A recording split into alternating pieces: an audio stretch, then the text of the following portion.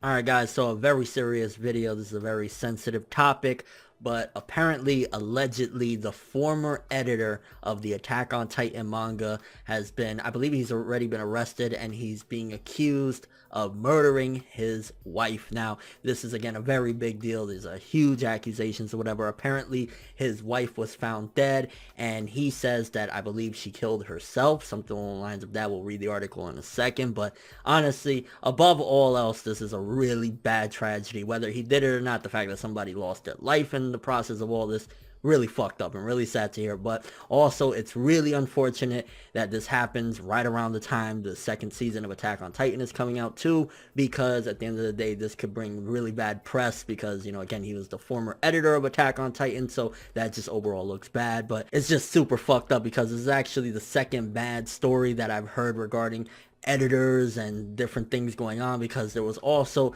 an alleged case as well of a Viz. I believe he was a translator or a script rewriter. He did, I think, the first volume of Dragon Ball or Dragon Ball Z, something along the lines of that. He was actually recently arrested too for allegedly having possession of child pornography. So there is some really fucked up shit going on outside of all of this. Like, you know what I'm saying? This right here is absolutely huge and very fucking tragic. And for the family, I know they'll probably never see this video or whatever, but I feel really fucking bad for the family that lost this woman, this guy's wife or whatever. And on top of that, his life is going to be ruined one way or another, whether he did it or not, because he's gonna have that stigma now of, oh, he did this or whatever. And apparently, when they did the autopsy, if I'm not mistaken, they actually found that there was some evidence of strangulation. So he said that she killed herself, but they're showing other evidence, and it's just all fucked up. Let's just quickly read this article. The Tokyo Metropolitan Police Department arrested Chongyong Park on charges of homicide on Tuesday. The 41-year-old Park is the assistant editor-in-chief of Kodansha's morning magazine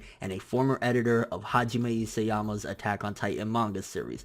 According to the police's criminal investigation division, Park allegedly strangled his wife, 38-year-old Kanako Park, to death in the early morning of August 9th last year at their Sendagi home in the Bunko ward of Tokyo. At around 2:45 a.m. that same morning, Park called emergency services and told them that when he arrived home, he found his wife collapsed at the bottom of the stairs near the first floor entrance to their home. She was rushed to the hospital but was pronounced dead on arrival. In a statement that Park made after the death of his wife, he claimed that his wife had killed herself, but an autopsy allegedly found signs of strangulation on Kanako's neck. The police report said that a video from a nearby security camera had no evidence that another person had entered the area. The entire family, including the wife and 4 children, were home at the time of the incident. Kodansha issued a statement after the Tuesday arrest saying that Park maintains his innocence. We await the results of the investigation and are dealing with this incident with the utmost caution. Now, I don't know exactly what is going on with all this and the times or whatnot, but